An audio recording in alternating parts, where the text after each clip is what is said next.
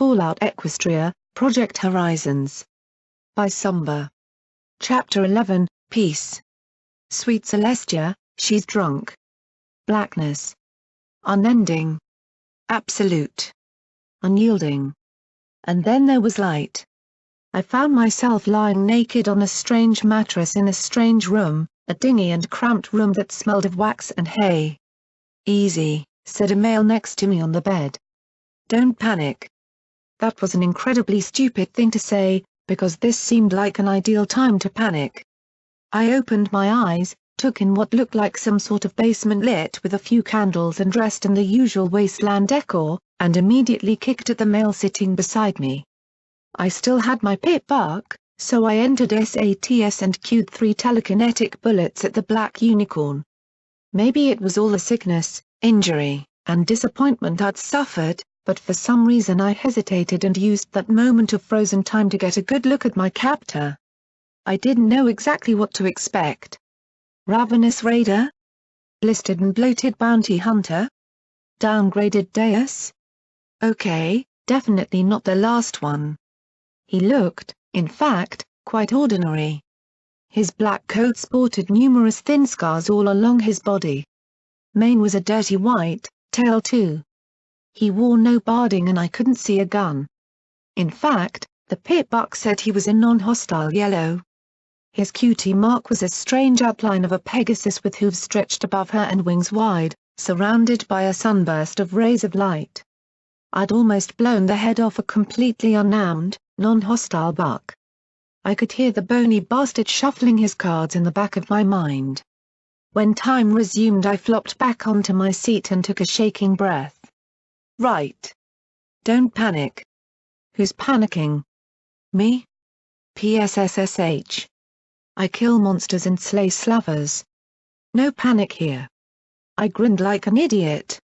He looked at me with definite concern.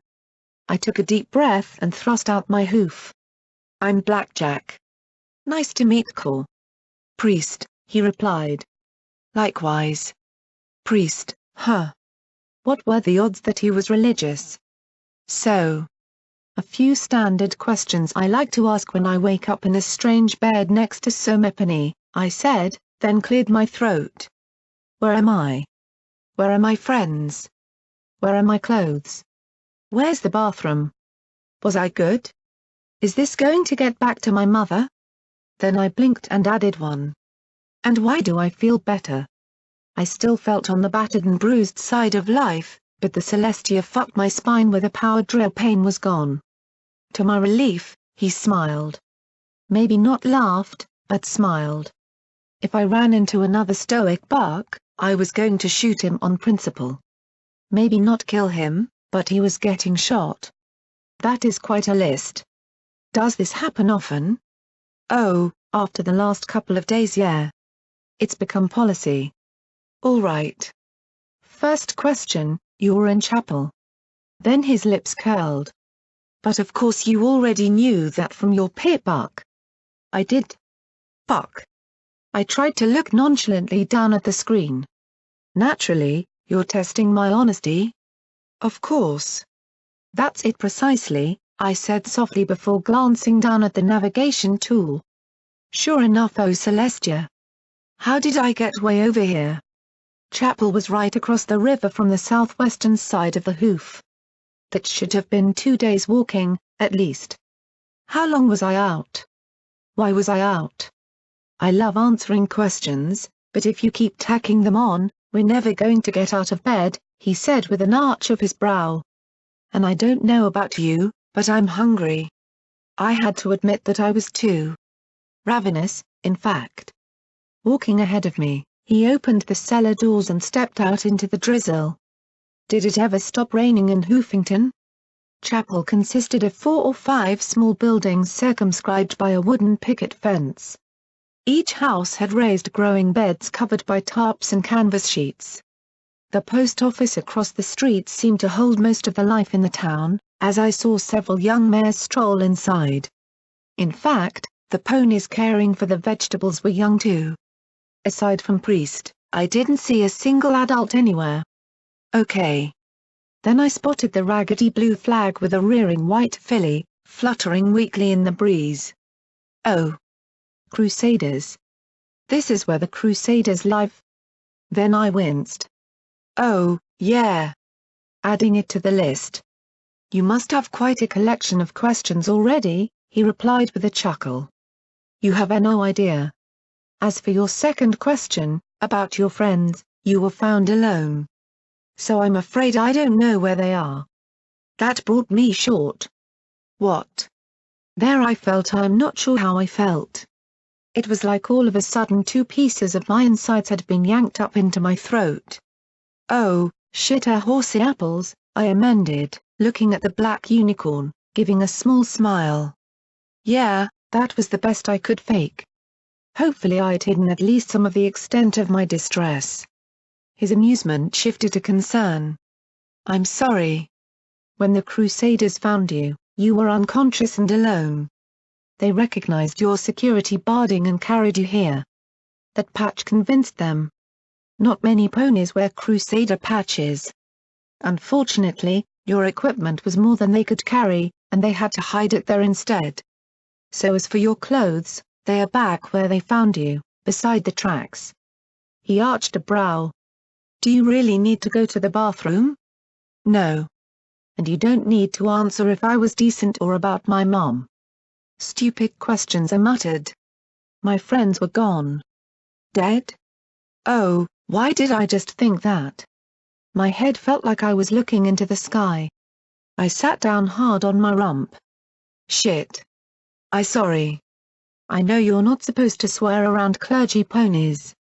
I admit, I hadn't liked Stable 99's spiritual leader. She went around killing fun faster than the security ponies did, but I respected her. It wasn't easy, addressing the worries of a few hundred neurotic mares. Glory was just she was starting to talk to me. Opening up. I didn't feel like crying. I didn't feel angry. There was just this hole where she'd been that was now filled with a great unknown. She told me about her teacher. And her ideas about what causes raiders. And there was more. Priest just gave an understanding smile as he waited. And P-21. I'd called him insane. I'd said he was a murderer for setting up the execution of the mine boss. He had been mad. Angry. I'd hurt him, and I don't think I apologized. And then there was Sakashi and her child. I've got to find them. I have to. What happened? I asked as I stood, looking at him. The Crusaders found you by some train tracks to the north. You were alone with your belongings scattered. I noted your injuries, but I suspect the culprit was this.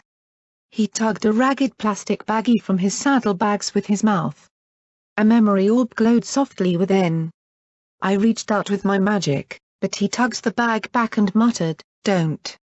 Around the mouthful. He dropped it at his hooves. It's trapped. How do you trap a memory orb? Carefully. When the war was at its peak, memories could no longer be left accessible to any unicorn that happened across them.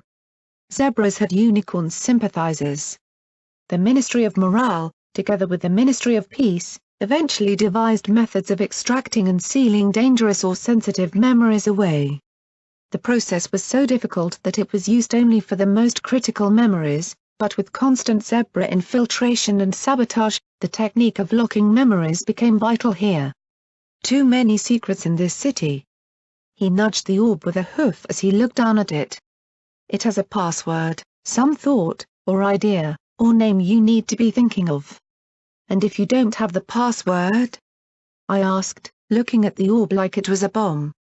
He shook his head and sighed. Most of the time, nothing. But if you try to force contact, it can render you unconscious. Place you in an endless nightmare. Even kill you. What the fuck? Kill me? Are you serious? How can a memory kill me? Your mind resides in your brain. Your brain keeps your heart beating. I've never encountered such an orb, but I've heard of them.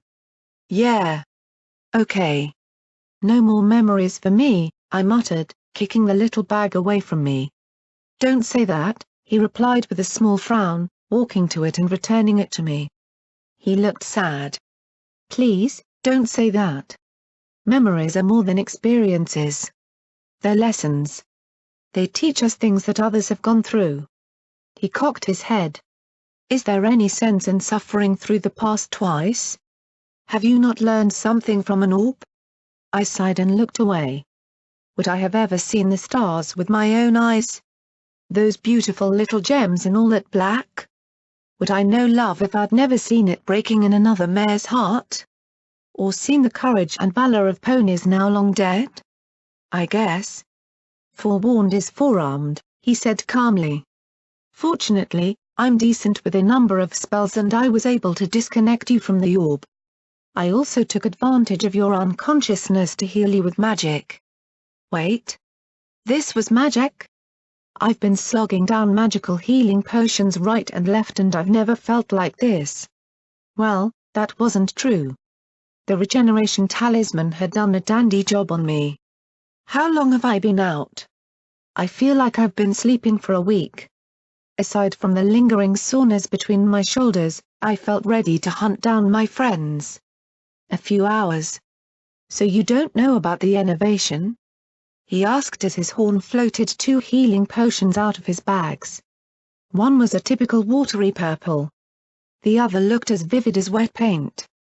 That's one of those 10-cap words I never picked up in the stable, I replied, and pointed a hoof at the bright purple vial. What's that one? A super mega healing potion? Maybe I could get it for when I found P21. He chuckled, comparatively, perhaps, but they're both the same kind of potion.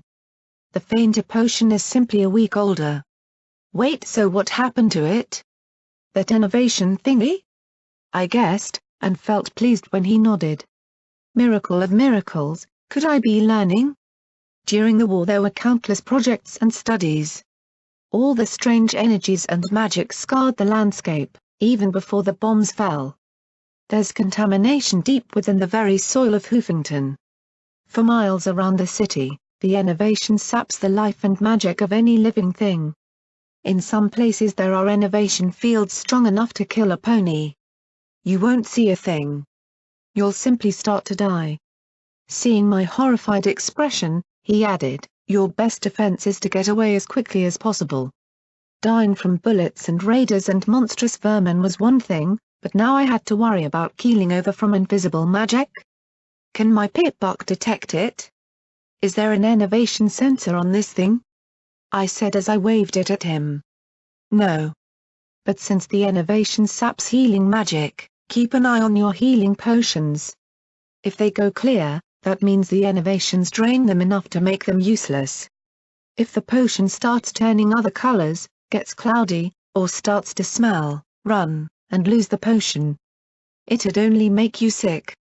And if you start bleeding from head to hoof, get away. Why does any pony actually live here? I asked, then glared at the towers of Hoofington. The blackened spires and scorched walls seemed to ask the same question. From the green light glowing from the depths of the city, it felt almost as if the broken towers had a special loathing of any pony within 100 miles. Why do you think life is so tough and desperate here? Almost any pony who can leave the hoof does. Those who can't live in the safest pockets they can find.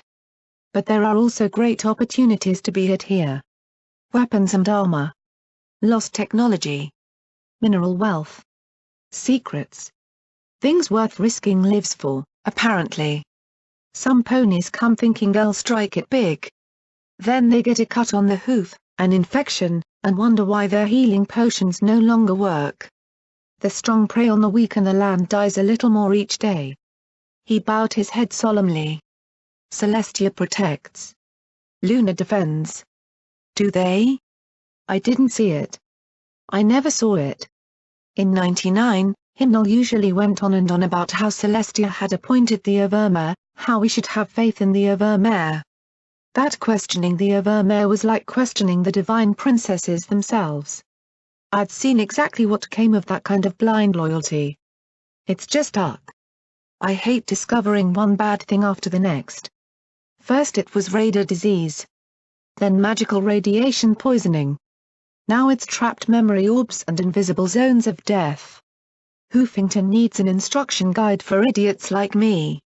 With big print and bright colorful pictures. I stomped my hooves hard, and then noticed his smile. What? Why didn't I have this a week ago? I muttered as I lay on a mattress on the floor of the post office.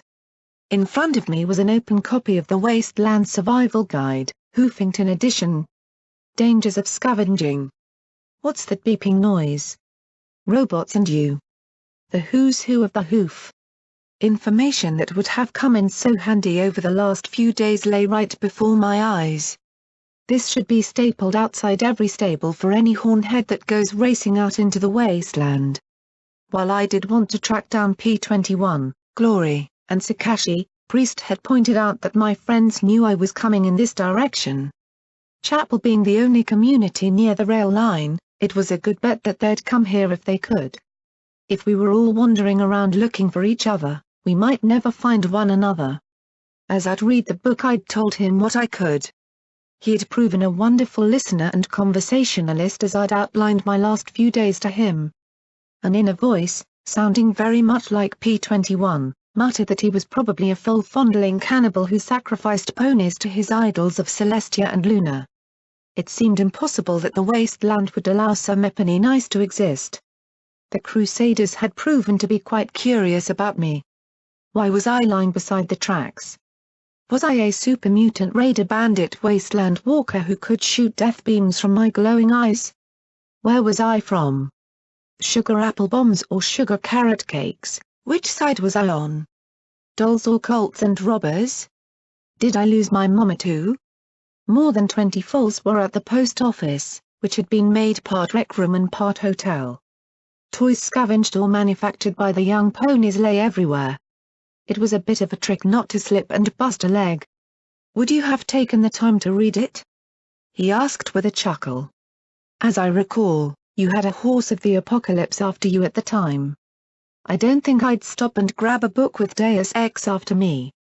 I glanced at him curiously. You know about Deus? Most ponies know of Deus Ex Machina.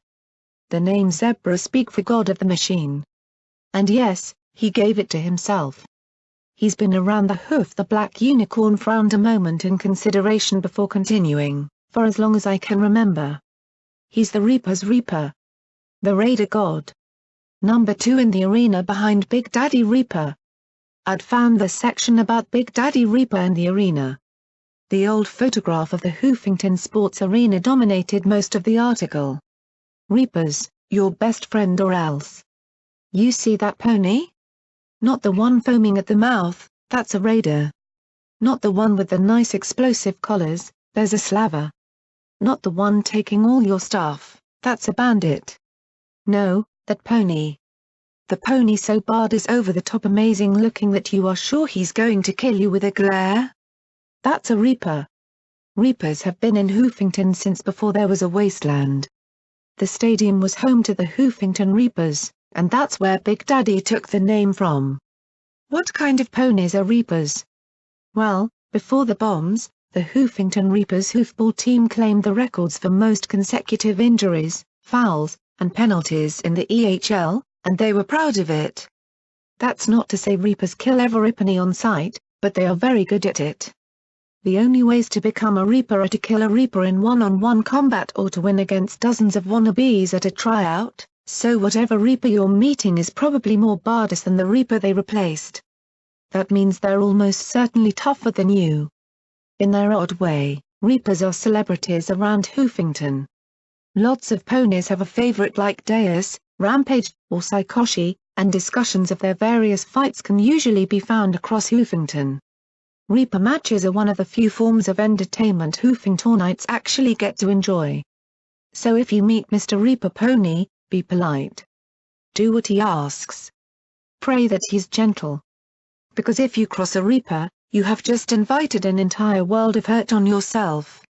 I was about to ask if shooting a Reaper with ceiling-mounted artillery counted as crossing when a light pink filly make that colt approached us. Excuse me, Priesty, but there's pilgrims coming to the chapel. His cutie mark was making me thirsty. priest looked solemn at the news. "How many, Sparkle Cola?" "3. "None our age," the colt replied. "Thanks Celestia for small favors," he said as he rose to his hooves with a deep sigh. He smiled at me. "Sorry. I really should see to them.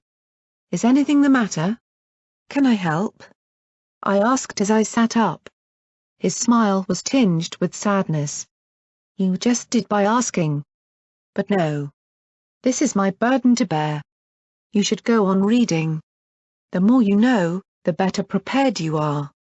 He walked out, his head hanging slightly. "Shouldn't he be glad to have pilgrims? I mean, that's a good thing, right?" I asked Sparkle Cola, but the colt with the puffy soda brown mane gave me the stable ponies ask stupid questions look and returned to his friends. I sighed, looking down at the book. Quickly, I started to flip through the wrinkled pages, trying to find, there it was. Chapel, a small community located on the Philadelphia Turnpike outside the core. Noted as a place for troubled ponies to find peace. Home of Hoofington's Crusaders, see page 56. I flipped to the cover, looking at the author's name below the pony skull picture. "Thanks, Ditsy-do," I muttered sourly, then blinked. On the wall was a faded poster, intact only because of the glass pane covering it. A grey mare with a yellow, wall-eyed expression goggled at me with a stack of envelopes in her mouth. The caption beneath read "Sign up with the Equestrian Mail Service, Ditsy-do needs your help." I couldn't help but find the Pegasus with bubbles on her bit as incredibly cute. It had to be a coincidence. Ponies didn't live for 2 centuries in the wasteland. Not without becoming monsters. It was impossible. I opened the book again and started looking through the early pages. There was a short section near the front on other famous wasteland locations with a few paragraphs of text for each entry and the advice to get a non-Hoofington edition copy of the guide if you were planning to leave the city. Most of it I skimmed over, but the entry for Canterlot caught my eye. Once the capital of Equestria, Canterlot and the surrounding area should now be avoided by every who isn't a Canterlot ghoul and doesn't have a really good reason to be there. The city wasn't hit by any balefire, but that's where the good news ends. The zebras detonated a mega-spill inside the city that sent out a pink cloud laced with some really nasty magic. Princess Celestia and Princess Luna were in the city at the time and put an enormous magical bubble around the city to trap the cloud inside, probably saving much of central Equestria from suffering the same fate as the capital. Sadly, and I'm sorry if you've just left a stable and haven't learned this yet, the pink cloud trapped and still building inside the bubble was enough to kill even them. While many of us believe that Celestia and Luna live on in another form, their bodies died with Canterlot. The ruins of the city are still filled with the cloud to this day, as is the area under the city that was drenched by cloud-infused water when the bubble failed, and both are filled with feral Canterlot ghouls. If you've never fought a Canterlot ghoul before, try to keep it that way. They're extremely hard to kill and very dangerous. If you really must visit the city, I'm afraid that, though the general guide includes more information you need, there's no edition of the guide specifically for the area. The ruins are still mostly unexplored. My advice to you is to find a non-feral Canterlot ghoul guide, but that's not likely to be easy. I leaned back.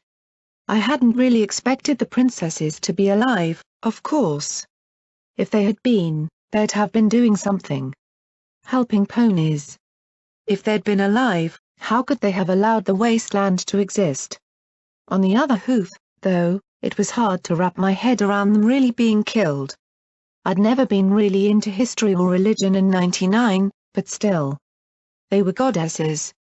Of course, their physical deaths hadn't stopped people like Priest. I sat there for a few moments, staring into space. Eventually, though, I sat forward and started flipping through the book again. What had happened 2 centuries ago didn't really matter much now, I supposed, and however dead the princesses really were, they certainly didn't seem to be able to help the wasteland in any noticeable way.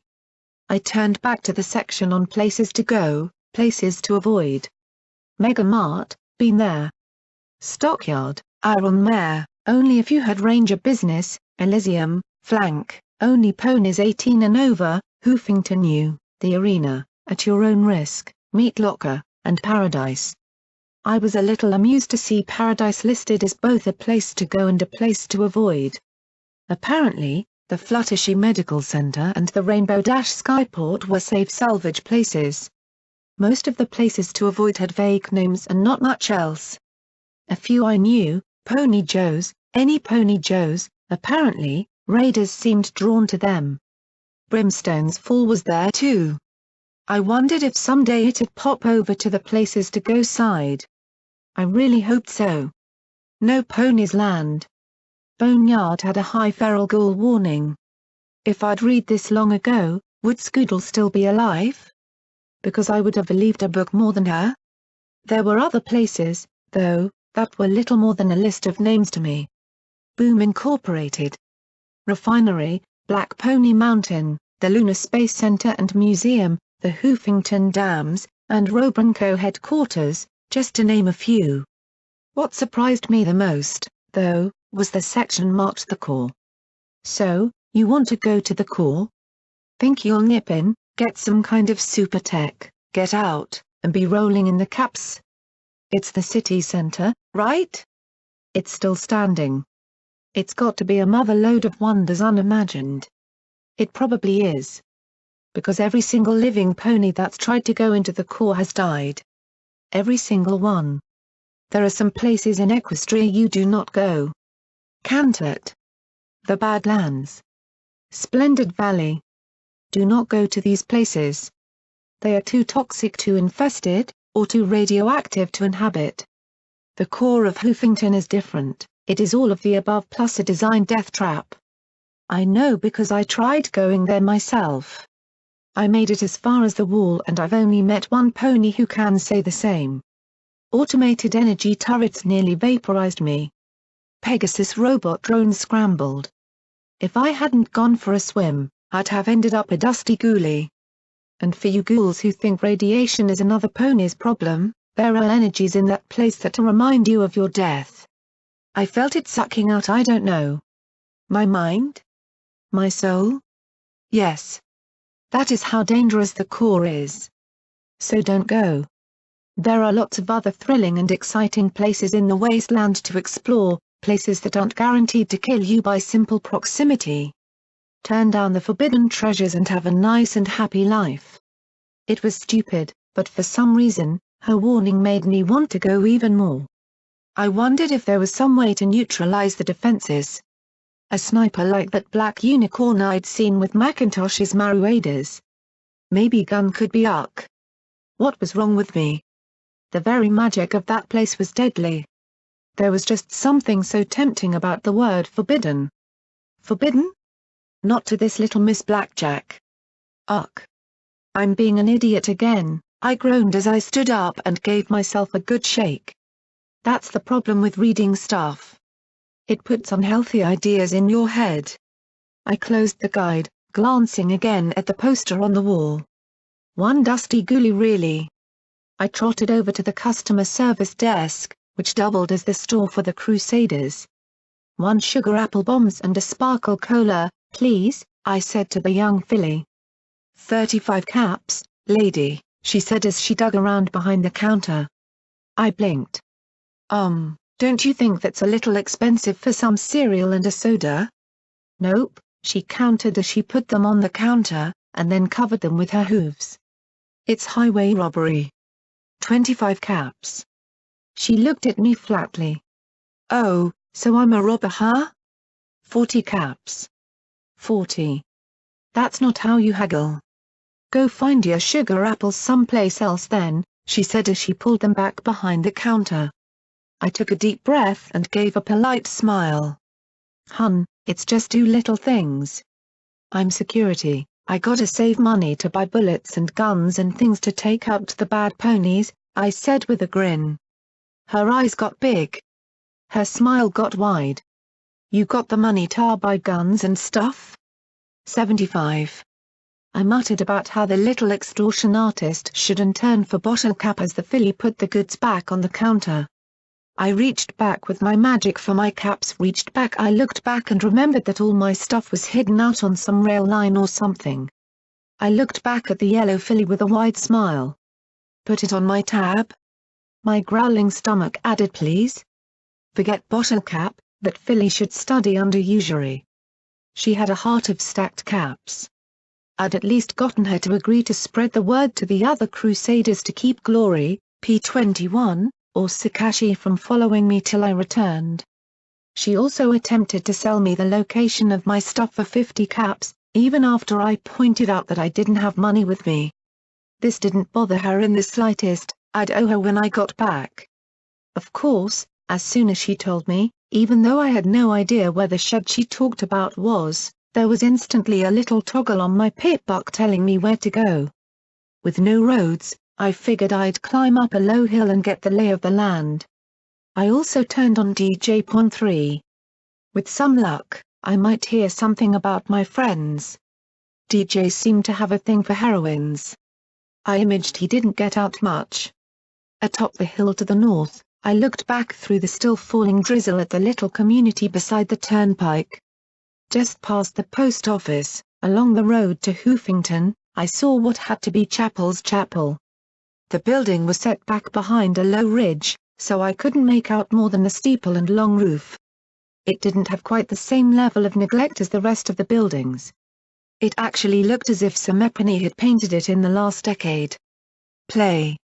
Fucking stop, brain. I am sick of it. Still, I felt my pulse spike and my head throb. I had to take a few deep breaths as I looked over at the core of Hoofington. That Steel Ranger acolyte had called the city a fortress. Now I realized exactly what she meant. Hoofington hadn't just been the R&D heart of Equestria's war effort, it had also been, in many ways, the primary target. The city had been built to withstand any attack. Grey walls of concrete rose above the slithering moat of the Hoofington River. The towering buildings behind that wall had no windows facing out. They'd forsaken a view of the world outside in return for greater security. I couldn't imagine an uglier city. I honestly couldn't imagine any ponies actually wanting to live there. Hills rose to the south of Hoofington, but they were dwarfed by a massive, nearly sheer-sided piece of granite rising from the southern end of the core island. Mount Hoof. Atop the giant rock was another of those huge, tapering concrete towers, and from the cliff stretched a wall of concrete half as tall as the miniature mountain. The great curved wall stretched across the mouth of a wide valley to meet another, smaller tower built into the steep hillside on the other side of the valley, and from the base of the wall flowed the branch of the Hoofington River that flowed along the western shore of the core island.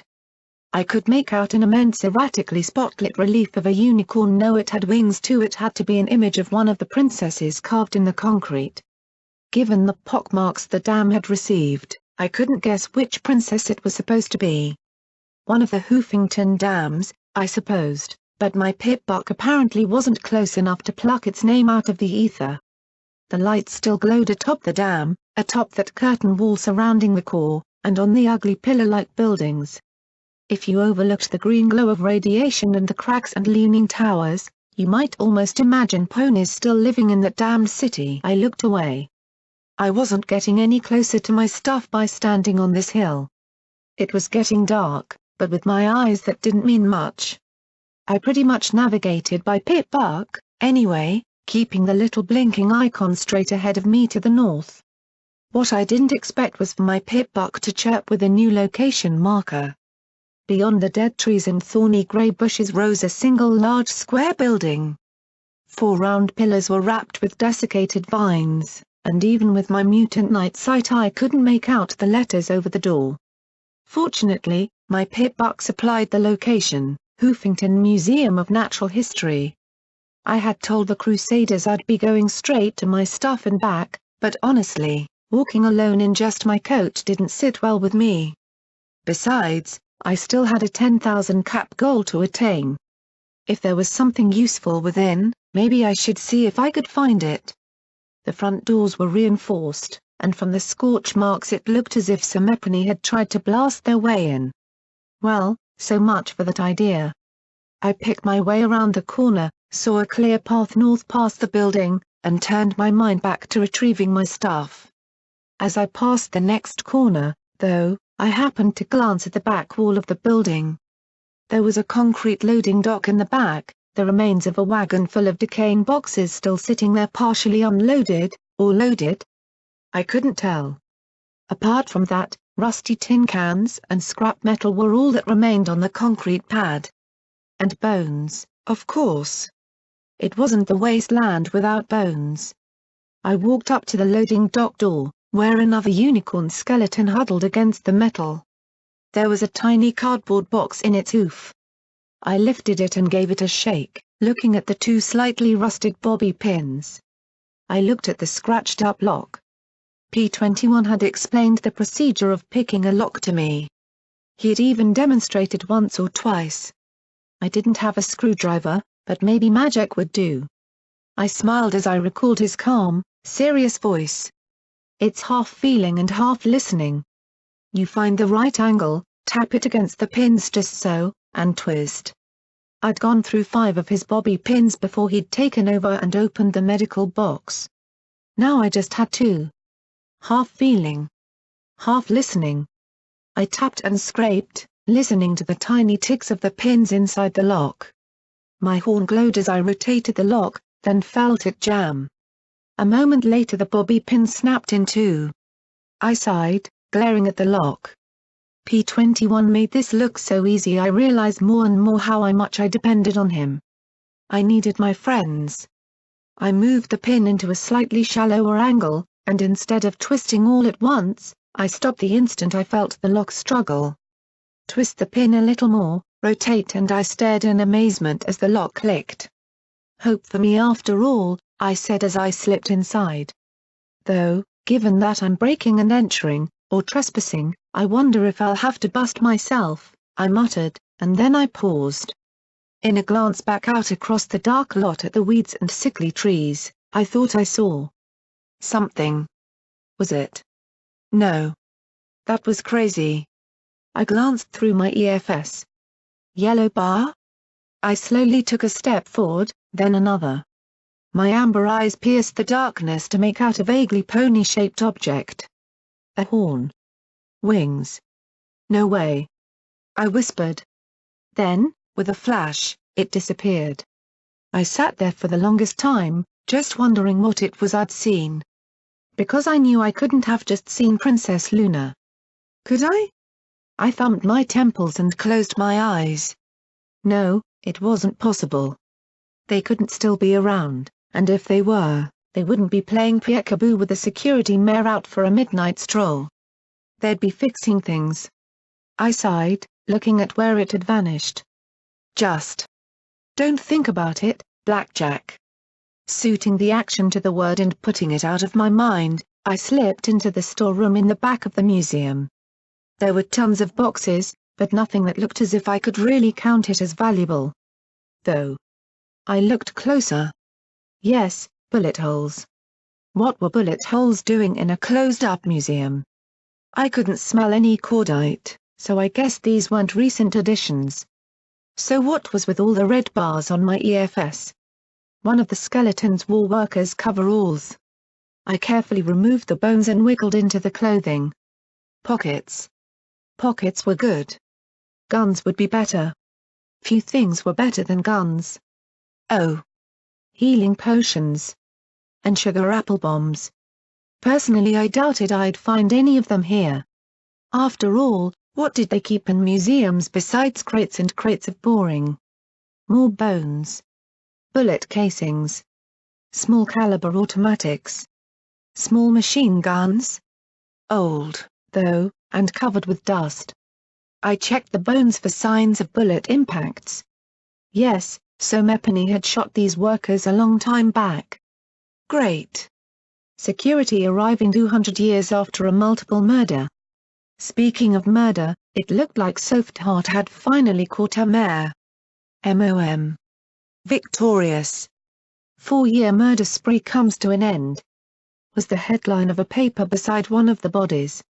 The Ministry of Morale reports that the notorious murderer known as the Angel of Death has been apprehended by MOM. Officers. The Angel of Death is believed responsible for over 20 false slayings over the last 4 years, with many cases unaccounted for. While her identity has not been released, Ministry officials have declared that she's an evil, wicked, no good, very bad pony, and we're going to make sure that she can't do it anymore. Huh. Who would have thought that the Ministry of Morale had cops? I thought they only threw parties. The success came at a terrible price, however, as Officer Softheart was critically injured in the arrest. Ministry of Peace officials refused to disclose her condition. The Angel's first victim was. Suddenly, I noticed one red bar moving back and forth much faster than the others. I straightened, wondering what it could be. Feral zombie children out for an outing? Killer security robots? A 2-century-old mummy glad to finally have some epony to eat? Bring it on. Then a particularly large bug scurried into view, waving its antennae at me. You, I said flatly, feeling slightly disappointed as I looked at the large bug and stamped my hoof hard. It gave a satisfying crunch. I was not going to angst or panic over squishing bugs. I found the break room and rummaged through things a little. Some pre-war bits earned me a sunrise sarsaparilla from the vending machine. I missed the carroty goodness of sparkle cola. And really, what was a little radiation? I tried my horn at picking the lock on a simple medical kit. Success on the lock, but the healing potions within were a pale lilac. Not good. Then I really scored, a half-empty bottle of Wild Pegasus bourbon in a locker. So Mepony's been naughty, I said as I swirled the bottle before my eyes. The smart thing would have been to save it till later, but fortunately I was not a smart pony. I proceeded further into the display section of the museum with a warm glow in my gut.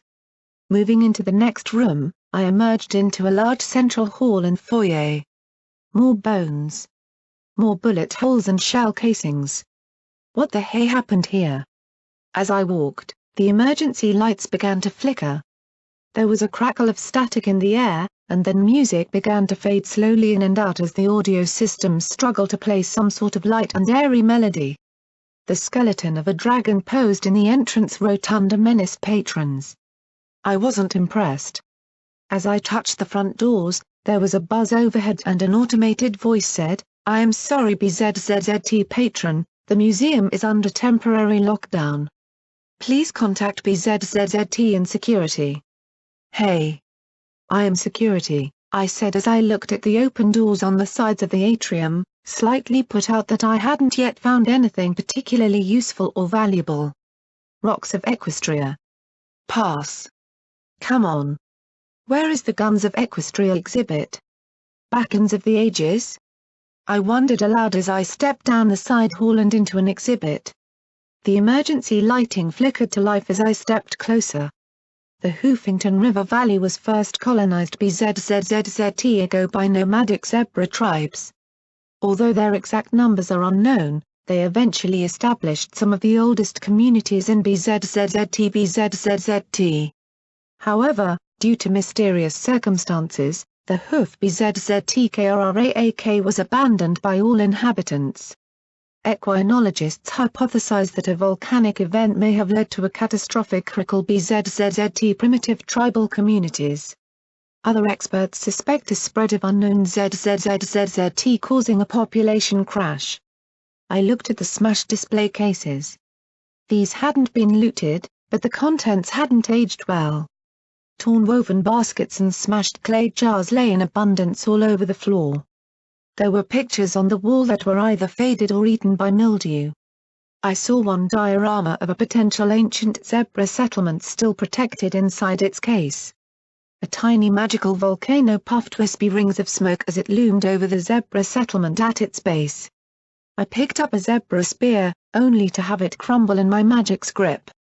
It was just a wooden replica. There was a picture of a zebra with red stripes being pelted with rocks and sticks with a caption above, "Red stripes, the mark of shame." Moving into the next room, I was struck by the image of a white unicorn wearing leather barding and a metal helmet and levitating a brass spyglass before his face. The entire dramatic effect was spoiled by the statue lying on its side next to the base it should have been mounted on. The lights flickered to life. The first equestrian explorers to reach the Hoofington BZZZZZZZZT lay were an expedition led by Prince Blueblood III. According to his highly questionable memoirs, he faced cannibalistic zebra pygmies, a swarm of highly territorial KZZZT griffins, and one ursa major. Despite his ardent claims, no proof has ever been found to substantiate BZZT. Upon his return to Canterlot, Capop denied his claim to the entire region, giving him a small part of the upper river valley as reward for his discovery. I didn't really listen to the playback. I had seen a sword, but not just any sword. A sword 20% cooler than any sword I could ever have imagined, a sword made of white silver metal and decorated with etched unicorns. One look at it hanging in its case and I knew that my self-defense concerns would soon be dealt with. I hammered the case with my hooves. I levitated the heaviest thing I could manage and smashed it over and over. I even tried to pick the lock, but it was so complicated that I couldn't even get the bobby pin in to try. Figures. There were 4 pictures that I found interesting. The display was titled, "How the Hoofington Volcano Destroyed the Zebras." The first showed a large volcano with a large zebra city at its base. The second showed half the mountain blowing out over the zebra city. The third had a large crater sitting at the base of the granite dome, the depression full of lava. The last showed the filled crater cooled, with the river flowing in 2 branches around it. Ash coated everything in sight. It looked like the wasteland. Stepping into the next room, I froze at the sight of the alicorn. She stared down at me in complete contempt, horn leveled to strike me down. Then, as the lights rose, my heartbeat slowed as I saw it was just another statue.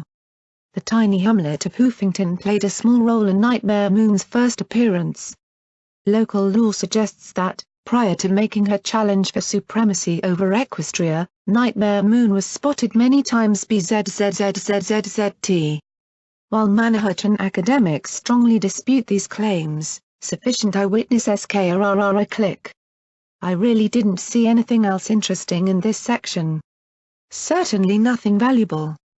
I trotted into the next section. The lights flickered several times. This room had more pictures on the walls and a small diorama in the middle. The diorama depicted the large knob of granite I'd seen outside, the town at its base, and some of the surrounding area. There were several smaller communities on either side of the forked river. Over time, Hoofington developed from a rural BZZZT into an academic and cultural center for much of Equestria. While many prestigious FZZZT continue to operate out of Canterlot, Hoofington specialized in higher learning and technological advancement. Numerous doctors, scientists, alchemists, and other academics flocked to ZZZZZ piece of Hoofington. Lots of pictures of big brick buildings with white pillars out front. Yawn. Lots of eggheads. Got it. Your next room certainly wasn't boring. It was made to look like it was on fire. The crackling music died, replaced by the sound of flaming timber. The burning of Hoofington will often be remembered as the night that sealed the city on the road to total war. Following the unprecedented slaughter of innocent students at Little Horn, the Zebras wasted no time in committing another atrocity with a surprise attack on the city. Though it had never before been targeted in the wider campaign, Zebra commandos penetrated deep within Equestria to bring the war to Hoofington. With incendiary explosives, the Zebras ignited a firestorm that destroyed the city's heart. An estimated 900 innocent civilians lost their lives trying to flee from the flames that consumed the island. Suddenly, there was a pop and then a whirring noise from overhead. I jumped back, expecting a killer turret or something. Instead, a projector started to shine an image on a blank square of wall. The image was so grainy that I couldn't make much out. Burned buildings to the sides, a pony crowd looking up at some sort of platform, and Somepony addressing them. Then a Buck's staticky, crackling voice started to speak. Today, Zebra kind has revealed its true face to all of Equestria, not just in the killing of the helpless and innocent foals of Little Horn, but now against unarmed pony civilians deep inside Equestria. They have attacked our places of learning, of discovery, of creation, and I will tell you why. Fear. Fear of what our accomplishments will mean. Fear of a future where their superstitions are left behind. Fear of what we are capable of. Well, I tell you now, they are right to be afraid. I call on all of Hoofington, all of Equestria, and all of the free-thinking intellects of the world, to come to Hoofington and make the nightmare of the zebras a reality. To build a city devoted to the victory of all Ponikind. To dedicate ourselves to unlocking the secrets of the stars themselves and to making our enemies pay for their crimes. I call to the generosity of our wealthy to help fund this reconstruction. For all that you have given, your reward is the advancement of our people. I call upon the working ponies to lend their sweat and muscle to make this city a reality. I call upon the intellectuals to give the genius and vision needed to craft a city of knowledge and light. And I call upon the zebras to look on in terror and hatred. You thought to kill us through murder and secrecy. Never again. Hoofington will rise, and you will break your hooves and teeth against its foundations before we fall again. From this city, we shall return the pain and blood that you visited upon us 1,000-fold. And when the future arrives, you will come to Hoofington in awe and wonder and shame. For Equestria, for Princess Luna, for all of Ponikind, Hoofington rises. The crowd went wild, breaking into mass stomping, and cheers of Hoofington rises. Built and grew on each other. The cheers blended together into one massive voice, chanting in unison, Hoofington rises. Hoofington rises. The projector flickered just as I thought I was about to make out the buck's face. The speakers spat out some gobbledygook at me, then gave a static whine and went silent. Oh damn. There was something severely wrong with me. I wanted to learn what happened next. After a speech like that, I could understand how the survivors of an entire city would rally together. Hell, this girl would give her all for the hoof. Still, the effect was spoiled somewhat by the reality of knowing the zebras had, in fact, won against the hoof. Somehow they'd gotten a balefire megaspell into the center and blown the entire city apart. So much for Hoofington rises. In the next section I paid more attention to the faded and decayed pictures. One showed 4 parallel rail lines with a train on each and building materials stacked high on every train cart. Apparently 10% of Philadelphia's output went into the first 2 years of reconstruction. I suppose that was a lot. Another picture showed cranes and teams of Pegorsi lifting slabs of stone and concrete into place. One picture had robots working alongside earth ponies as they dug trenches and underground tunnels beneath the city. A small corner talked about zebra ruins excavated in the reconstruction. The Manhattan Archaeological Society protested the destruction of zebra artifacts. Reconstruction Office's response, Hoofington rises. The display that caught my eye the most was on the 6 ministries. There was a large color picture that had browned with age, but I could make out 6 mares standing around a table, pointing at papers and designs while dozens of ponies looked on in concern and anticipation. The speakers crackled and popped before saying, following the kingdom's commitment to the reconstruction effort, it was decided that each of the new ministries would have a BZZZT presence in the city to interact with each other and help coordinate their efforts to protect Equestria. To facilitate this goal, the office of KZZZT was founded in BZZZT, crackle, ZZZZT with the princess. Office of what? I looked around and spotted a tiny poster showing a grey ring. Office of Interministry Affairs. Join today. Cyberpony needed to fire their poster designer. A radroach's squeal was followed by a wet pop. I looked down. I hadn't stepped on one. I froze and slowly panned my gaze across the museum. There were a whole lot more red bars in here. Idiot, Cyberpony whispered as my ears twitched. I hate them damned bugs, a pony whispered back, right around the corner from the sound of it. You'll hate it even more if she bucks your head off. You lot get upstairs. The rest of you watch the back door. This is our best chance to get her alive if you don't screw it up. Well, Celestia, shall I just kneel down now and spread my back legs wide for the fucking you've delivered onto me? I felt strangely detached. No guns. No real weapons. No armor to speak of. Not much healing, and the museum was just full of ponies very intent on delivering me to Deus. So why was I smiling? 2 ponies came around the corner and just froze. There was a moment when their grins showed this to be the best night of their lives. I hope they enjoyed that moment as I walked slowly towards them. My eyes locked with theirs as I turned my head and smiled sweetly. "Hey boys." "Sweet Celestia's crotch, she's drunk," whispered the one in a dual rifle battle saddle, goggling in astonishment. His companion grinned around the pistol gripped in his mouth. I winced at the rust I could see flaking the weapons. I approached, step by step, hips swinging as I took a pull off the bottle. Just a bit," I said as I closed the distance between us.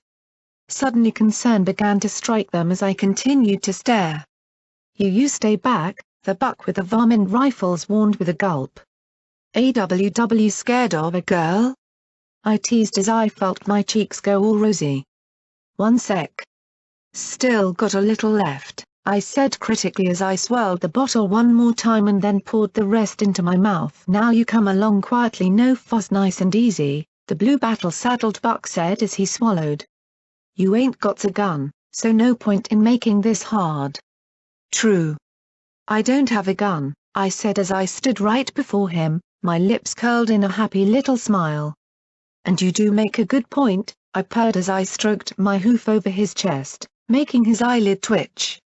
"But there's just one problem with that surrendering stuff," I sighed with the bottle swaying beside me. "Like you said, I'm just a little bit drunk." The bottle shattered as it smashed into the side of Pistol Boy's face, and I telekinetically drove every single shot as deep as I could, dragging the remains across his features and down across his throat while my mouth opened wide and bit the bridle of the other pony's battle saddle and I hooked my forehooves around the rifles. Then my horn glowed again as I lifted the dropped pistol. The blue buck opened his mouth wide to yell for help and received a mouthful of gun. I spat out his bridle. "And now I got a gun." And I sent the back of his head across the room. "You hear that?" Somepony muttered. There were sounds of things getting noisy in some of the other display rooms. "Hey! Joss? Haystack? You there?" I rounded the corner back into the atrium and spotted a mare with a levitated sword off just 10 feet away from my doorway. 3 more stood further away. "Nope," I replied as I sent the remainder of the clip into her face. Releasing the pistol, I swept the double-barreled shotgun into my magical grip as I walked around the platform holding the post-dragon skeleton. Unfortunately, the other 3 further into the room were a bit outside blasty range. While whiskey mathematics might have made 2 shells equal 3 dead ponies, their return gunfire definitely skewed my inebriated calculations. The bullets did nothing to the dragon bones, but the wires holding them together were another story. They started to ping and snap as the bones swayed. The 3 ponies advanced, firing wildly as I hunkered down, the dragon bones above creaking ominously. I started to hum to myself as I looked at the skeleton and the 2 pipes holding its base. 12-gauge shots took care of those. I shoved the skeleton backwards and the wires snapped apart, bones cascading down over the 3. The gaping skull landed right on one's head, the impact snapping the widespread jaws shut. Before I knew it, I found myself singing a tune I'd heard the Peckers playing. "Oh, they should have just sent the whiskey, when they saw the trouble coming, oh they should have just sent the whiskey. Then they wouldn't be a-running. Times are tough and things are bad, so why be dumb and risky? When you see the trouble come, ya better just send the whiskey." One pony picked herself out of the jumbled bones and tried to bring her assault carbines to bear on me. I jumped onto the platform, she sprayed fire where I just stood, and I kicked 2 earfuls of bones in her face. The flinch was all I needed as I jumped from the platform and onto her back, wrapping my hooves around her neck and smashing the butt of the sawed-off shotgun against her skull again and again. Eventually, something in her noggin snapped or crunched or something. She went down in a twitching heap. Unfortunately, the 3rd one pulled himself free and grabbed one of the bones in his teeth, charging me as I continued to shout the song. "Now, I hear wine is mighty fine, It makes you feel so frisky. But troubles come, so get her done, and don't forget the whiskey. He had a nice long bone in his mouth. I had pieces of a shotgun. This needed to be fixed. I grabbed a bone too, a much smaller one. He swung, but right now I wasn't feeling too much pain from the impact as I rose up on my hind legs, hooked my hooves around the bone in his jaws, and pushed down as hard as I could. His eyes stared wide, neck straining back, as I brought my bone across his throat. My bone happened to be a 6-inch-long dragon claw. The ponies upstairs were rushing down, shouting. I could run for cover. Instead, I raced up the stairs to meet them, yelling the song. Oh, you shoulda just sent the whiskey, when you heard that trouble's coming, oh, you shoulda just sent the whiskey, then all this would have been nothing. I rammed my shoulder into the lead buck, shoving hard and pinning him between me and the boys behind him. My dragon claw plunged deep into his chest over and over again as he tried to duck his head enough to blow my butt off with his mouth-held revolver. Unfortunately, I wasn't going to finish him off in time, so I stopped pushing and ducked aside. The shoving bucks behind sent him tumbling down the stairs in a heap. The nearest of his two friends lurched beside me. Our eyes met, and I was the one grinning as I ducked down underneath him. I see Hoofington, I see Prance. My dragon claw swept before me, sending a horrified shriek echoing into the air. I then heaved my body upward, flipping him over the railing and down into the mess of bones below. Dan, he was still squirming, clutching his groin and howling in pain as I grinned at the remaining buck right above me. He stood for 1 second and then jumped over the rail after his friend. Even with his newly busted legs, he tried to stagger for the rear exit. He was unable to do this, as, in addition to his injured legs, that exit was now blocked by more ponies surging into the room below me. Take her alive, you idiots. She's worth more alive. So Mepany wasn't up on the plot. Now vodka grows from winter snows, that make you cold and shivery. But that icy bite just don't feel right, so best send me a whiskey. Fearless leader calling for my capture looked up just in time to break my fall. Unfortunately, while things under my hooves snapped nicely, the fall sent me staggering too. A unicorn swung her shotgun around towards my head. I responded by sending the dragon claw as deep into the barrel as I could. She fired, and the claw whizzed back inches from my head as the back of her shotgun exploded into her face. My telekinesis took her ruined shotgun, pulled it from her grip, and spun it around, smashing in the side of her head. Unfortunately, that still left 2 fully grown bucks ramming into me with such force that I was slammed upright against the display case. Cut her fucking throat. Hurry! One yelled. But we got her. The other laughed. I grinned into the face of the smart pony. Then I looked at his friend with the nice knife that would have done wonders if he'd used it. My horn glowed, plucking the weapon deftly from its sheath and stabbing it into his neck over and over again. Oh, you should have just sent the whiskey, when you knew that I was coming. Oh, you should have just sent the whiskey, then you wouldn't get a thumping. Freak.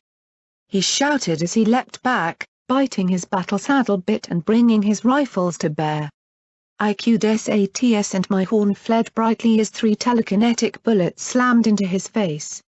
He staggered, blind as he fired wildly where I'd stood. Times are rough and things are bad, but don't you get sad and weepy. When you know that I'm a-coming, just send me your whiskey. I finished the song, cutting his throat with the bowie knife, feeling my heart pounding as I limped around the floor, stepping past the buck squirming and curled up, protecting his precious bits, or what was left of them, anyway. I searched the bodies, and sweet Celestia suckle me, I found a second bottle of wild Pegasus. Levitating it, I walked to where busted legs and Nick Jules squirmed in terror. I took a drink and then sat beside them. Sorry about that, I said as I felt that wonderful burn all the way down. Still got 'em? I asked the buck clutching himself with his hooves. The pair looked at me in horror. Damn. That was low of me. Heat of the moment and all that, I said as I floated the bottle to busted legs. He took a gulp as he shook. Now, I know we all need caps really bad, I said, trying to be the voice of reason. I gave Nick Jules 2 drinks. But I need to live too. There's a whole heap of ponies that deserve my kind of trouble, and I'd rather you two not get it. I passed Nick Jules the few healing potions I had. So I'd appreciate it if you could pass on to everybody you know that there's safer ways to get their caps and keep themselves intact. I offered them both another drink. Yes ma'am, Busted Legs muttered. Nick Jules just whimpered. I don't think he wanted to check and see how bad his injury was.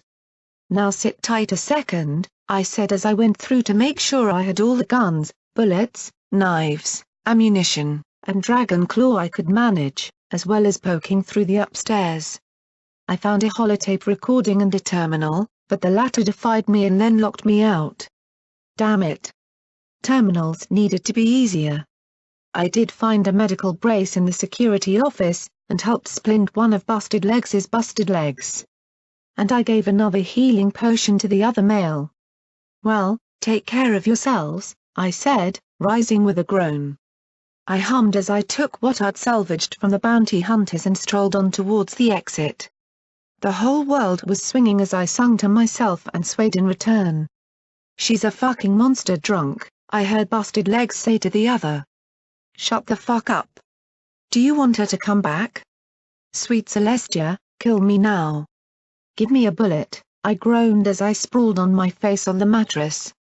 Having both successfully scavenged the looted museum, and the unexpected attackers, and retrieved my belongings, I should have been quite pleased with myself.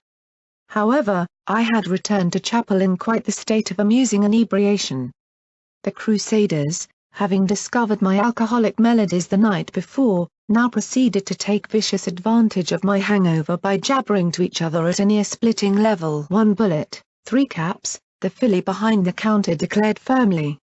Otherwise use your own. Priesty might put you out of your pain for free, but I ain't running a charity here. That young lady was going to run the finder someday. Priest strolled over with an amused look on his face. Ah, the price we pay for the gift of Celestia's merriment. Heal me. Please heal me, I whimpered. I did, when you returned, singing, he replied with a soft chuckle.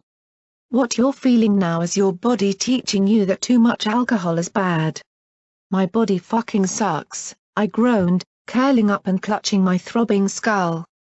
I'd disagree, he replied calmly, and I opened one eye to peek up at him. Did he just make a pass at me? Was that even allowed? Regardless, I'm glad you spared those two. Your mercy speaks better of you than your wrath. Priest, I think I gelded one of them, I muttered as I sat up. He looked at the counter and asked for a bottle of water. To my chagrin she levitated it to him without once demanding payment. Her scowl to me told me to not expect the same treatment. Well, small mercy is better than no mercy, he said with a soft cough before rising. I'd suggest getting some air outside as well. Take a walk in the rain. Clear your head. How are your pilgrims? I asked, looking up at him, trying to ignore the headache pounding on my skull. Evidently those telekinetic bullet spells packed a wallop to my noggin, which didn't help things much. I couldn't even levitate the bottle of water to my lips with my current focus. Leaving soon, he said softly, sadly. I guess he wanted more time with them. Sorry, I guess you don't get many out this way, I said as I sat up, held the bottle with my hooves and look a drink. Water no rads no buzz, sure it kept you alive, but where was the great taste? On the contrary. I get all too many, it seems, he said cryptically before leaving the post office. ARRGH more elusive bucks. Why can't they just say what's bugging them? Why is that so? I whimpered as my voice caught up with my hangover. Stupid hangover. Stupid brain. 10 caps for the water, the sales filly said sharply from behind the counter. What? You gave it to him. I pointed towards the door with my hoof. But you're drinking it. She took a deep breath. 10 caps please. She yelled at the top of her shrill little lungs. That little sales filly was going to own the wasteland someday. Every single cap would be hers. It was just a matter of time. I hated to admit it, but the air did me some good. The rain tasted metallic on my lips. It was probably unhealthy, but it also helped soothe my throbbing brain. Clearly, museums and other places of learning were unhealthy to ponies like me. I trotted up the ridge towards the chapel and then froze. That's a lot of headstones. Row upon row of marble knobs stuck out of the yellowed grass. I couldn't even begin to guess how many. Thousands? Tens of thousands? Row after row stretched back as far as the eye could see. I couldn't even guess where the graveyard ended, with all the long grass. This wasn't from the bomb. This was from 10 years of Hoofington being right in the zebra's crosshairs. I hesitated for a moment, then slowly walked across the field. A name. A race. A date. A QT mark engraving. The shortest of epitaphs on the small marble headstones: loving father, caring mother, best damn bastard, surest friend. I'd never seen something like this before. Not the dead. I'd seen so many pony bones that it seemed like they just blended into the background. Only when a name was attached did I care. These dead were cared for. In Stable 99, when you died it was as if you simply never were. Death had been an annoyance because you were then obligated to breed and train your replacement. The dead were taken to the machines and recycled, along with all the byproducts of the stable. Recycled. Reprocessed. Mixed with vat-grown algae, yeast, and fungus and made into chips. It wasn't cannibalism. There was nothing equine about your meal. We didn't eat leg of duct tape. It was just the way things were. You lived in Stable 99 till you didn't anymore, and didn't think about it. I read the epitaphs as I passed for as long as I could. Eventually, I thought I'd rather have stared at the sky than imagine long past ponies as I walked through the soggy grass. The chapel had also seen better days. It had clearly been vandalized several times, but Cyberpony had fixed it more times than torn it down. Even slapped a coat of whitewash on the boards. I felt like an intruder as I quietly walked up the steps. There were 2 rows of threadbare pillows on the floor for the congregation and a balcony along the back wall. Most of the windows were boarded up, but Cyberpony had taken the time and effort to restore one window with a design made of colored glass tiles. It depicted Celestia raising the sun, perfectly matching Priest's QT mark. I turned and looked. Over the door, a similar window showed a calm and certain Luna. Something about the image was comforting. Painted on the walls were pictures of 6 mares, the ministry mares I'd seen in the museum. Time had done what it could to destroy the images, but Cyberpony had painstakingly repaired them. I gazed at the image of Fluttershy, feeling the urge to hug Cyberpony. Rainbow Dash looked like Cyberpony I'd want to drink with. Applejack reminded me of Mom. Pinkie Pie seemed off. Rarity, yeah. Somehow a pony looking that good was simply wrong to me. And Twilight? I found myself thinking of P21. Priest was talking quietly to the 3 pilgrims. They looked horrid. Emaciated. Tired. One of them had a yellowing of her eyes and a twitch that convinced me she was on her way to becoming a raider, if Glory was right. Still, she wasn't trying to bite Priest's hoof as he touched her brow gently. A few other ponies sat scattered on the pillows, looking more like locals. A grey Mare reading a ratty magazine about the princesses. A pensive-looking filly gazing at that stained-glass image of Celestia. A large unicorn mare dressed head to hoof in black mourner's garb. She whispered prayers softly to herself as she rocked back and forth on her pillow. The 3 pilgrims stepped back away from Priest. They wept, yet they also appeared oddly happy. You can return if you want. There's no need to hurry, Priest told them in his collected voice. He was crying too, but why? He said he had plenty of pilgrims stopping by. I supposed each one was precious to him. No. It's time. Thank you. Celestia protects, the twitchy mare said quietly. And Luna defends, Priest said in a tone of finality, and the pilgrims began slowly walking out. "You know," I said with a small smile. "Last night I was almost certain I saw Princess Luna. It was on my EFS and everything." "Crazy, huh?" I held the grin that he didn't share. "No. You didn't see the princess. She's gone now." He spoke with an iron certainty as he looked up at the picture of Luna.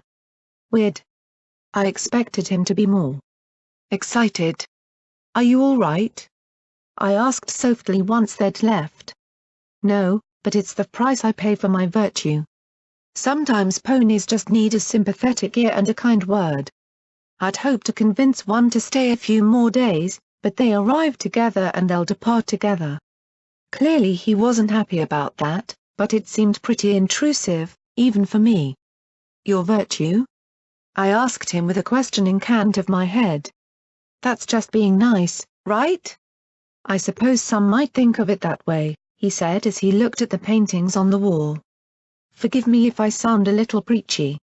It comes with the job." He took a deep breath. "According to what I believe, all ponies possess a virtue. It's an aspect of themselves that is their most pure and honest self. It is what makes a pony good, an integrity that no pony can take from you." I swallowed, feeling oddly guilty. Well, that's easy. My virtue is getting drunk and causing huge disasters." I tried to smile, but for some reason my levity died as soon as the words left me. I mocked something clearly important to him. Strangely, it felt important to me as well. "I'm sorry." He gave me a patient smile. "Ponies who know their virtue can keep a sense of self. Have you met any ponies who seem together? Even with the horrors that we all face?"